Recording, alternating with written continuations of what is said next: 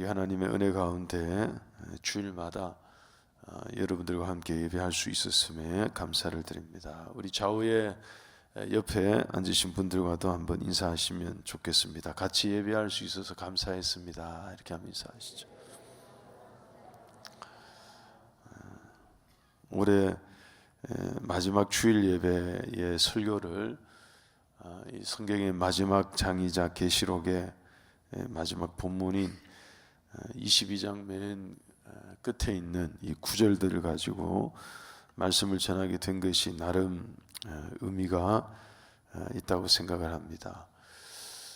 우리의 모든 것에는 시작이 있으면 필히 이렇게 끝이 있죠. 성경의 기록도 마찬가지입니다. 시작과 끝이 있습니다.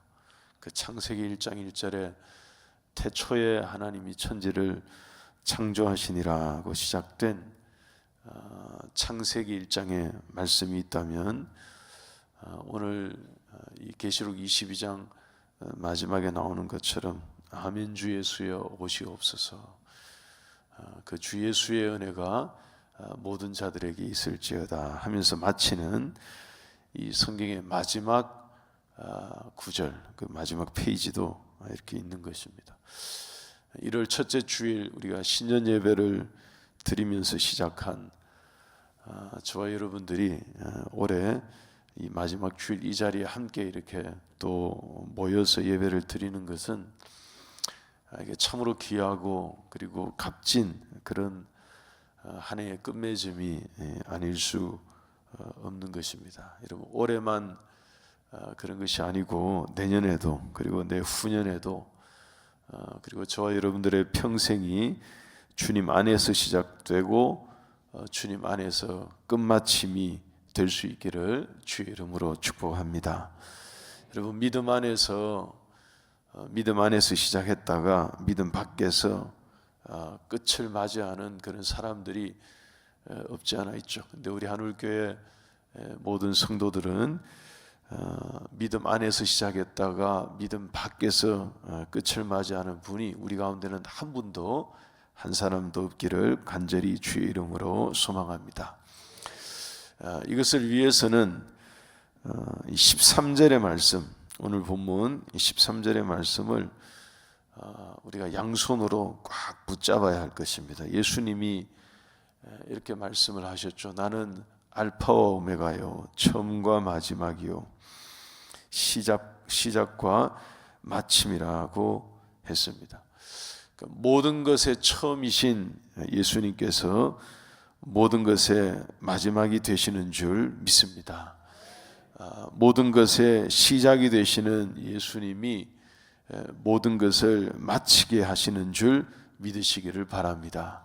따라서 여러분, 우리가 무엇이든 간에 예수님 안에 있을 때 바르게 시작이 될 수 있고, 그리고 예수님 안에 있을 때 바르게 끝맺음을 할 수 있다는 것을 꼭 기억해야 할 것입니다. 여러분, 생명도 그렇지 않습니까? 생명도 예수님 안에 있을 때 그것이 참된 생명이 되는 줄 믿습니다. 왜냐하면 여러분, 아무리 살았다 하는 이름이 있었어도 우리가 요한계시록 말씀 시작되었을 때 앞부분에 7교회 나올 때 들었습니다. 사대교회가 겉으로 볼 때는 살아있는 모양이 있고 또 이름도 있고 그런 외형도 있고 다 가지고 있었다 하더라도 예수님께서 그 교회를 향해서 실상은 죽었다라고 말씀을 하셨는데, 그렇게 말씀하신 것처럼 그런 거죠. 여러분, 주님 안에 있을 때 사람들이 볼 때는 마치 죽어 있는 것처럼, 보험서에 보게 되면 그런 사건들이 많이 있지 않습니까? 사람들의 눈에는 죽은 거예요. 근데 예수님이 오셔서 하시는 얘기가 죽은 게 아니라 잔다고 말씀하시고 그에게 생명을 주셔서 일으켜 주시니, 그러니까 예수님 안에 있을 때 그 생명이 진짜 살아있는 생명이 되는 것입니다. 그리고 예수님을 떠나 있으면 사람들이 다 살아있다고 말해도 실은 죽은 것이 되는 거죠. 그래서 우리의 모든 것이 예수님으로 시작되고 예수님으로 마칠 수 있게 되기를 다시 한번 주의 이름으로 축복합니다.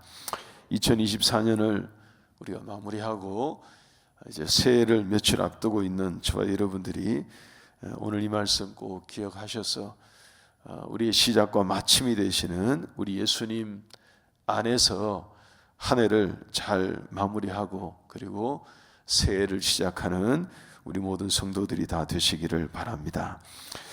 특별히 이 요한계시록 말씀, 이 마지막 말씀에서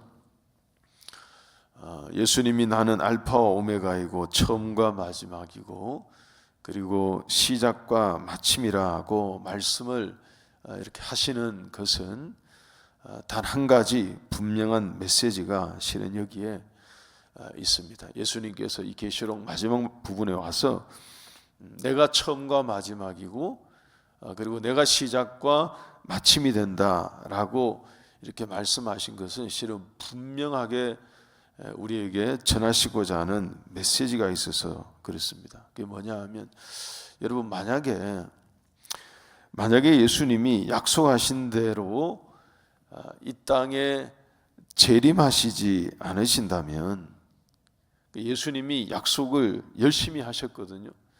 계시록에서만 약속을 하신 게 아니라 복음서에서도 종말에 관한 말씀을 전해 주실 때 거기에서도 다 약속하셨습니다. 인자의 임함도 이러할 것이다. 그러니까 재림에 관한 약속을 쭉 하셨는데 만약에 예수님이 그렇게 약속하신 대로 이 땅에 재림을 하시지 않는다면 이 모든 예언은 이런 것과 같은 거죠. 시작은 있었는데 이 마침이 없는 것과 같아 버립니다. 다시 말하면 알파는 있는데 오메가가 없는 거죠. 그러니까 처음은 있었는데 이 끝맺음은 없는 것과 같은 이상한 것이 되어버리는 것입니다. 예수님이 재림하심으로 이게 완결이 되거든요. 예언의 대부분의 말씀이 특별히 신약의 이 예언의 말씀은 정확합니다. 예수님의 재림이 있을 때 종결이 되고요. 이게 완결이 되어서 우리에게 주어지고 비로소 모든 것이 이제 바르게 성취되는 그러한 약속들입니다. 그러니 이 13절의 이 말씀은 마치 무엇과 같으냐 하면 우리에게 삼중으로 강조해 주신 것과 같습니다. 그러니까 반드시 예수님이 다시 오셔서 내가 알파인과 동시에 오메가가 되신 것을 예수님이 보이시겠다라고 강조해 주시는 말씀과 같아요. 처음으로 시작하셨지만 마지막에 마침이 되는 그렇게 해서 예수님이 이 모든 예언의 말씀을 이루시겠다 하는 것을 강조해서 우리에게 들려주시고 보여주시는 것과 같습니다. 예수님의 이러한 재림을 믿으며 또 그것을 기다리며 그것을 소망하고 살아가는 우리 하늘교회 모든 성도들이 다 되시기 바랍니다. 여러분 오늘날 현대를 살고 있는 우리 성도들에게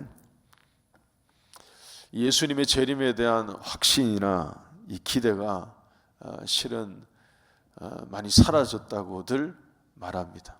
어떤 점에서는 거의 사라졌다라고 말하는 분들도 없지 않아 있어요.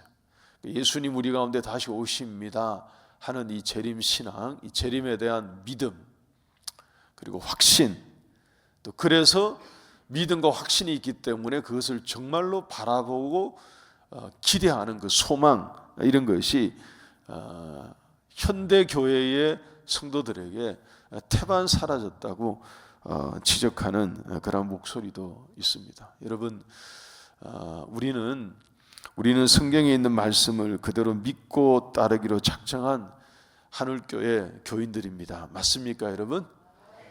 우리는 성경 중심에 성경에 있는 말씀 그대로 우리는 무슨 일이 있어도 성경 말씀을 믿겠습니다 하는 그런 신앙 고백을 가지고 하나님 앞에 같이 모이고 예배하고 이것을 붙들고 살고 있는 교인들입니다. 그 교인답게 예수님이 반드시 오메가가 되시고 마지막이 되시고 그리고 그분이 마침이 된다는 이 기록된 예언의 말씀을 분명히 믿고 예수님의 재림을 확신하며 종말의 때를 살아가는 저와 여러분들이 될 수 있기를 다시 한번 주의 이름으로 축원합니다. 오늘 이 말씀 보니까 그래서 구체적으로 이렇게 살라고 권면하는 내용이 이어서 나옵니다. 이게 계시록의 마지막 권면에 실은 해당하는 거예요.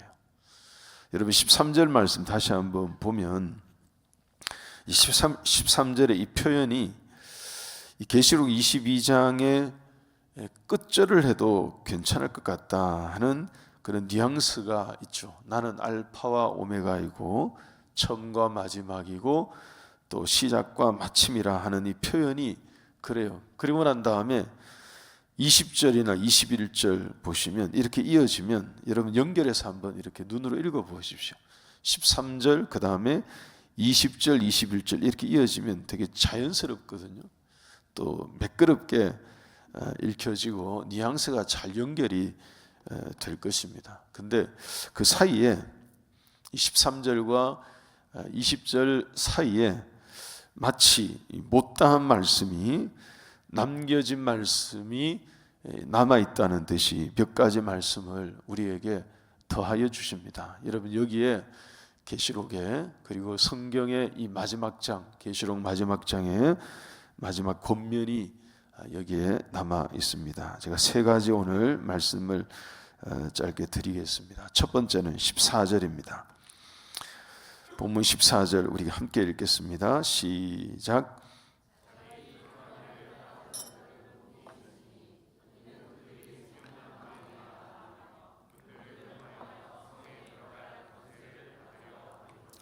여러분 여기에 이 두루마리가 아니고요. 두루마리는 이렇게 종이가 마치 말려 있는 롤처럼 성경책을 두루마리의 예언의 말씀 이렇게 나오는 두루마리고 여기는 두루마기입니다. 여기 두루마기라고 해놓으니까 이 말씀을 이해하는데 우리는 저와 여러분들은 굉장히 유리한 게 있습니다. 굉장히 이해가 실은 쉽습니다. 여러분 두루마기가 무엇입니까? 두루마기 한복에 그렇죠. 한복에 겉옷을 말하죠. 요즘에도 많이 입습니까 명절에? 요즘에는 잘 못 본 것 같기도 하고요. 예전에는 저 어릴 때 또 여기 계신 우리 어르신들은 명절 되면 한복에 이 겉옷 두루마기를 많이 입으셨던 걸로 저도 봤고요. 아마 그랬을 것입니다. 근데 이게 이 옷이 그렇죠. 보통 거추장스럽지가 않죠. 이걸 입고 난 다음에는 되게 조심스럽습니다. 두루마기를 관리하는 것도 그렇고 한번 입으려고 이렇게 옛날에 막 풀도 하고 막 그랬던 것 같은데 이걸 입으면 되게 조심스럽게 행동을 하게 되고 또 그렇게 관리하면서 입게 되는 그런 옷이죠. 근데 그 두루마기 중에서도 만약에 여러분 흰색 두루마기다라고 하면 그냥 흰색 옷도 이게 보통 신경 쓰이지 않는데 두루마기가 흰색 두루마기다 그러면 이게 신경이 많이 쓰이는 그런 게 아닐 수가 없어요. 예수님께서 우리에게 어떤 옷을 입혀주셨느냐 그런 흰색 겉옷을 입혀주셨습니다. 여러분 계시록 7장 13절 14절 말씀 한번 보십시다. 요한계시록 7장 13절 14절 보시면 여기 이런 표현이 있죠. 하늘에 있는 14만 4천을 이 요한이 환상 가운데 이렇게 보면서 놀라워하고 있습니다. 그랬더니만 이 요한에게 그러니까 놀라워하고 있는 요한에게 보좌에 앉아있던 24장로 중에 하나가 나와서 질문 형식으로 얘기를 해줍니다. 거기에 흰옷을 입은 자들이 누구냐라고 묻고 답해주는 방식으로 14절 말씀 보시면 계시록 7장 14절 말씀에 맨 끝부분 보니까 그렇게 되어 있죠. 어린 양의 피에 그 옷을 씻어 희게 하였다라고 했습니다. 이게 어떤 의미냐 하면 예수님께서 이미 우리에게 어떤 옷을 입혀주셨느냐, 그러니까 흰색 두루마기를 입혀주신 거예요. 흰색 겉옷을 예수님의 보혈의 은혜로, 예수님의 피로 깨끗하게 씻어서 우리에게 하얗게 된 그런 옷을, 겉옷을 우리에게 입혀주셨다 하는 것입니다. 그러니까 우리는 이미 이 옷을 받아서 입고 있는 거예요. 요한계시록이 22장 여기 14절에, 오늘 본문 14절에 나오는 자기 두루마기를 빠는 자들 이렇게 되어 있으니까 우리가 스스로의 힘으로, 우리 스스로의 노력으로, 어떤 능력으로 내 옷을 깨끗하게 빨아서 흰색으로 만들어서 입어야 되겠구나 하는 이런 게 아니고요. 실은 예수님께서 이미 앞부분에서 우리에게 당신의 헌신으로, 당신의 희생으로 깨끗한 흰 옷을 우리에게 다 입혀 주신 것입니다. 근데 그 다음에 어떻게 해야 될까 하는 게 우리의 과제죠. 그 다음에는 마치 우리가 명절에 하얀색 두루마기를 깨끗하게 준비해서 입었다 치면 그것을 입고 어떻게 행동해야 될까? 그럴 때 답은 명확합니다. 조심스럽게 입어야죠. 조심스럽게 행동하며 살아야 하는 것입니다. 흰색 두루마기를 입고 아무데나 가서 덥석덥석 앉을 수는 없을 거예요. 흙탕물 같은 곳을 지나가면서 막 뛰어다닐 수도 없을 겁니다. 이 14절에서, 오늘 이 본문 14절에서 자기 두루마기를 빠는 자들은 복이 있다고 하신 말씀은 예수님이 입혀주신 이 흰옷을 더럽히지 않고 주의하며 살라 하는 것입니다. 믿으십니까, 여러분? 알파와 오메가가 되시는, 처음과 마지막이 되시는, 시작과 마침이 되시는 그 예수님께서 반드시 이 땅 가운데 다시 오셔서 그렇게 오메가가 되시겠다고 약속을 해주셔요. 마지막이 되시겠다고 약속을 해주십니다. 마침표를 찍어주시겠다라고 예수님이 약속을 해주세요.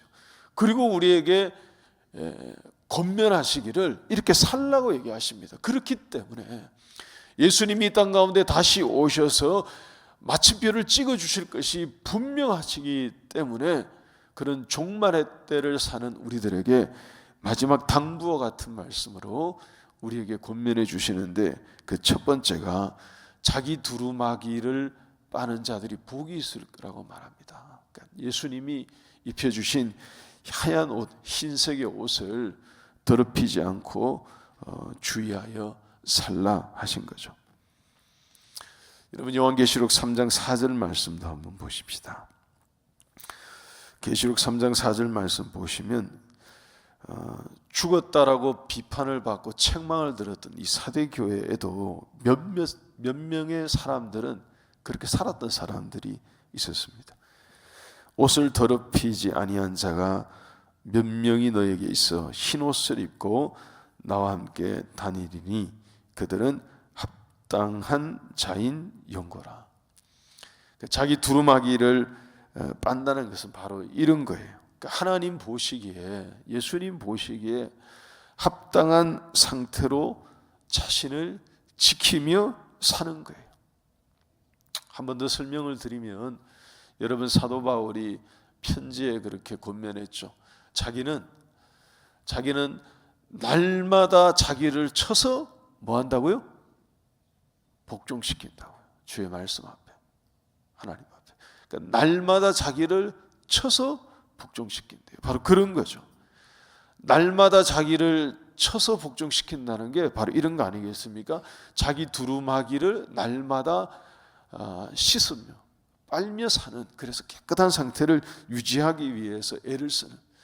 또 다른 서신에서 바울이 표현했습니다. 너희는 날마다 너희 구원을 이루라고 하신 말씀도 있습니다. 이런 게 그런 거죠. 같은 의미이죠. 자기 두루마기를 매일같이 매 순간 하나님 앞에 깨끗하게 세척하며, 그래서 오염시키지 않고 살겠습니다 라고 결단하는 것처럼 우리가 오늘 이 말씀 기억하여서 주님 앞에, 우리 하나님 앞에 날마다 자기 두루마기를 깨끗하게 하얗게 세탁하고 빨아서 그렇게 살아가는 우리 모두가 될 수 있기를 바랍니다. 특별히 여러분 15절 말씀에 있는 이런 죄목들을 주의하시기 바랍니다.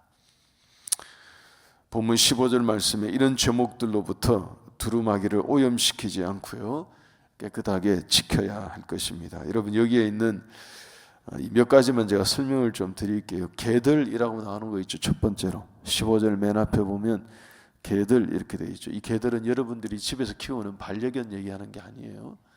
이런 강아지 뭐 이런 개를 얘기하는 게 아닙니다.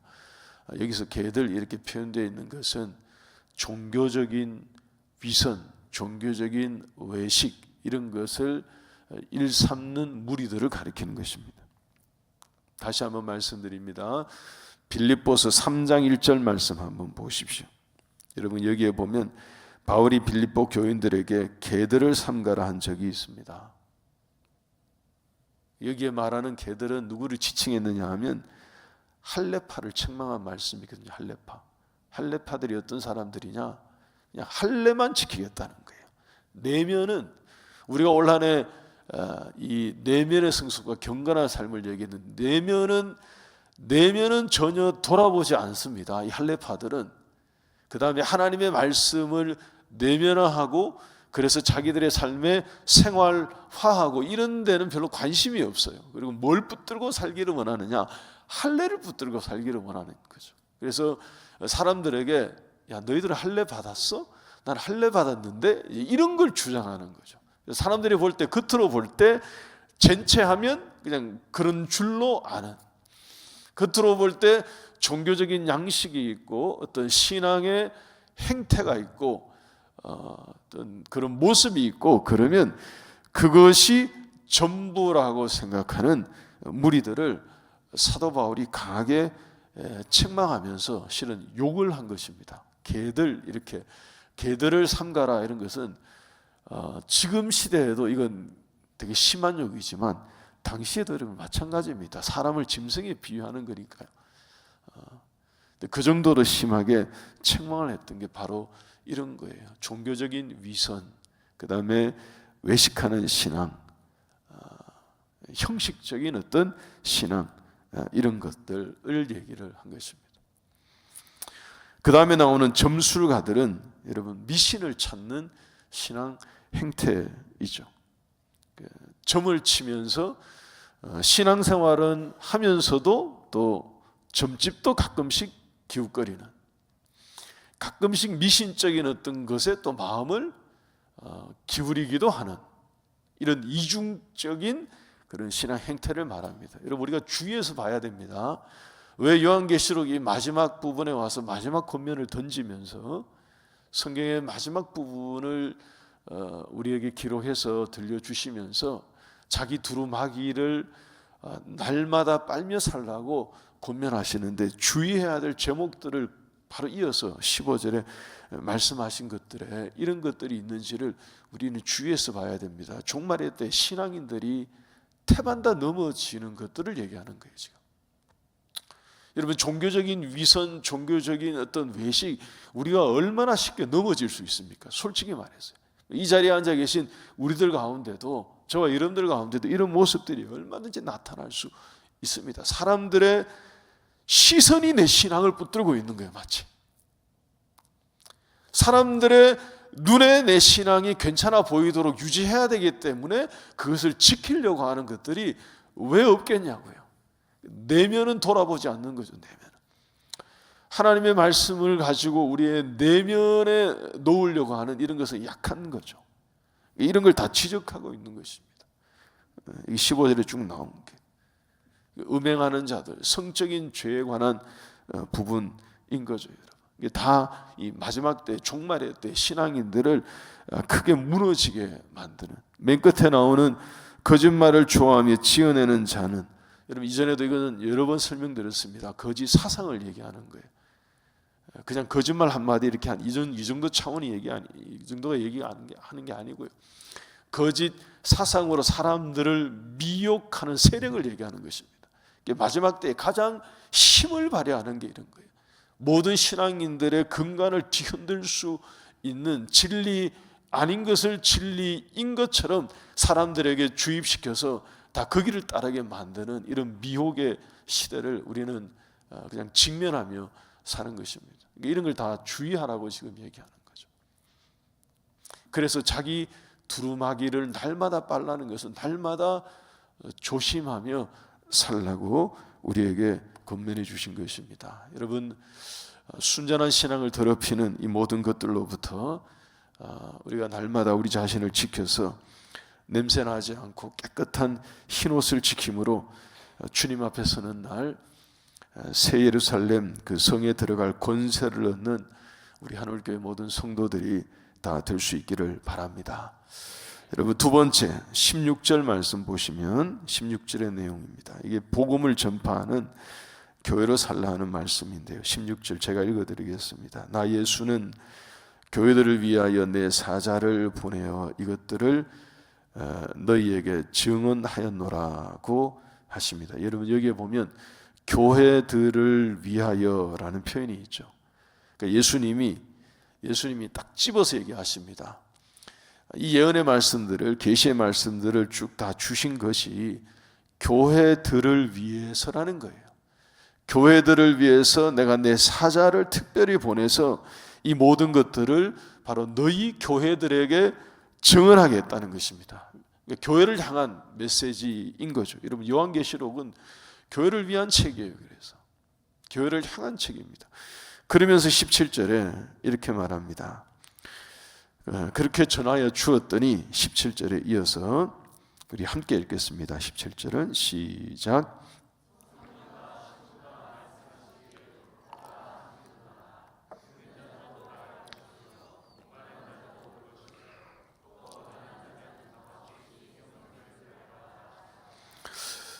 여러분, 계시록에서 신부는 누구를 지칭한 거죠? 신부는 그렇죠. 우리를 지칭한 것입니다. 교회를 지칭한 거예요. 그래서 앞에 나왔던 7 교회는 신부들을 대표하는 7 교회들입니다. 설명을 드렸죠. 그래서 그 7 교회 지상 교회들이 천상의 교회를 향해서 가야 하는 것을 알려주는 게 이 계시록의 이게 흐름입니다. 그래서 이 땅에 있는 모든 성도들이, 이 땅에 있는 교회에 속한 지상교회 성도들이 천상의 교회의 교인 되라고 우리에게 권면해 주시는 말씀이에요. 그러니까 진짜 신부가 되어 가라는 거죠. 예수님의 신부. 16절에서 나 예수는 그 교회들에게 내 사자를 보내서 이 모든 것들을 증언하겠다고 말씀을 하시니까 17절에 이 교회들이 받아서 이렇게 말합니다. 성령과 신부가 말씀하시기를, 그러니까 성령과 교회가 말씀하시기를 오라 하시는도다. 듣는 자도 오라, 목마른 자도 오라, 원하는 자도 오라, 값없이 와서 생명수를 받으라. 여러분, 이게 뭐냐 하면 교회가 복음을 전파하며 살아야 한다는 것을 가르쳐 주는 거예요. 여러분, 마지막 때에 알파와 오메가가 되시고 처음과 마지막이 되시고 시작과 마침이 되시는 예수님이 반드시 오셔서 그렇게 끝마침이 되시겠다고 하시면서 당부하신 이 두 번째 말씀을 보니까 우리 교회들을 향해서, 교회가 된 저와 여러분들을 향해서, 우리 한울교회를 향해서 이것을 권면하신 것입니다. 오라고, 목마른 자들은 다 나오라고, 원하는 자들은 다 와서 생명수를 값없이 받으라고 외치고 전파하고 전하고 증언하는 이 사역을 성령과 신부가 함께 사역을 하는 이 일을 감당하라 하는 것을 우리에게 권면해 주신 것입니다. 여러분, 교회된 우리가 성령의 인도함을 받아서, 성령의 이끌림을 받아서 이 종말의 때 주님이 재림하실 그 마지막 때를 살아가는 우리 모두가, 우리 교회된 우리가 이 말씀 그대로 성령의 인도함 받아 복음을 전하고 하나님 말씀을 증거하고 선포하고 사람들에게 주의 말씀 전해서 그들을 인도하는 이 복음 전파를 위해서 일을 행하며 살아가야 할 줄 분명히 믿습니다. 여러분, 사도행전을 보게 되면 여러분, 이것이 성령과 함께하는 성령의 사역임이 매우 분명합니다. 사도행전 1장 4절 5절 말씀 한번 보십시오. 예수님께서 약속해 주신 게 바로 이거죠. 예루살렘을 떠나지 말고 내게서 들은 바 아버지께서 약속하신 것을 기다리라고 하시면서 무엇을 얘기하셨느냐? 요한은 물로 세례를 주었지만 너희는 몇 날이 못 돼서 무엇으로 세례를 받는다고요? 성령으로 세례를 받을 거라고 하십니다. 그러면서 이것을 기다리라고 하셨는데, 그 다음에 사도행전 1장 8절에 오면 아주 그 유명한 말씀을 남기셨죠. 오직 성령이 너희에게 임하시면 너희가 권능을 받고 유대와 사마리아와 땅 끝까지 이르러 내 증인 될 거라고 말씀하셨습니다. 그러니까 성령이 교회와 함께 복음을 전가하는 이 사역에 교회된 우리 모두가 사용되고 쓰임 받으라 하는 말씀입니다.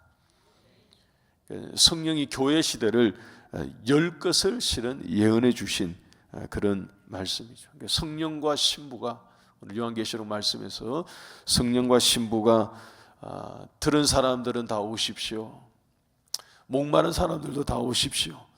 원하는 사람들도 다 와서 값없이 이 생명수를 받으십시오라고 외치고 또 외치고 전하고 또 전하는 이 사역을 주님을 모시고 있는, 그리고 주님의 재림을 기다리고 있는 교회가 이것을 분명히 믿고 소망한다면 일을 행하며 살라고 우리에게 권면해 주신 것입니다. 여러분, 우리 한울교회가 원래 지나고 내년 2025년 새해에는 이렇게 성령의 인도함을 받아서 성령과 함께 오라고 또 오라고 값없이 와서 생명수를 받으라고 외치고 선포하는 복음을 전하는 교회로 더 크게 쓰임 받을 수 있기를 주의 이름으로 축원합니다. 마지막 한 가지만 더 말씀드리고 우리 찬송하십시다. 18절 19절 말씀 보면 이 두루마리의 예언의 말씀을 닫는다 하는 말씀이 있죠. 18절에는 이 예언의 말씀을 누구든지 여기에 더할 수 없다라는 말씀이고, 19절은 누구든지 이 예언의 말씀에서 뺄 수 없다 하는 말씀입니다. 뺄 수도 없고 더할 수도 없고, 무슨 얘기입니까? 기록된 이 예언의 말씀 그대로 닫는다 하는 것입니다. 바꿔 말하면 이것으로 확정되었다 하는 말씀이죠.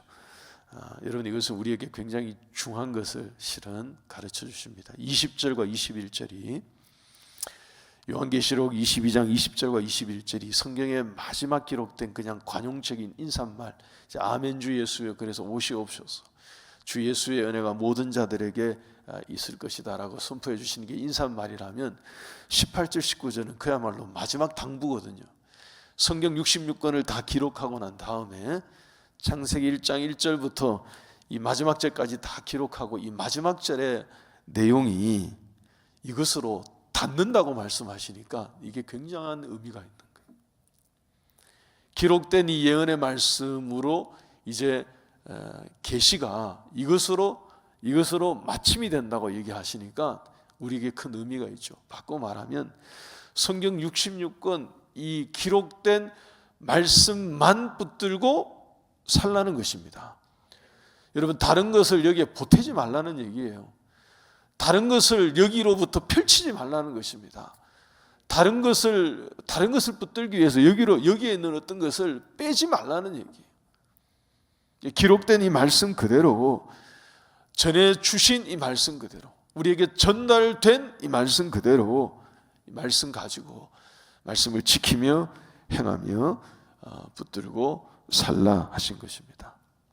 이게 알파와 오메가가 되신 우리 예수님께서 재림을 약속하시면서 요한계시록에 이 마지막 부분에 당부하신 내용입니다. 세 가지 우리 기억하고 같이 찬송하십시다. 오늘 말씀드린 세 가지는, 첫 번째는 주님의 재림을 믿고 기다리며 사는 성도들에게 이렇게 살라고 하십니다.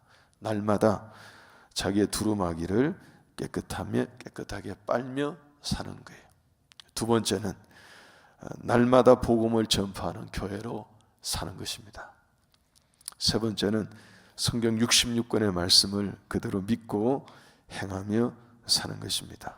여러분, 이 말씀 우리 꼭 기억하셔서 주의 말씀을 요한계시록을 마치면서, 그리고 성경의 마지막 장을 우리가 덮으면서 주의 이 말씀을 더욱 붙들고 살아가기로 다짐하는 우리 모두가 될 수 있기를 주의 이름으로 축원합니다. 우리 찬송하겠습니다.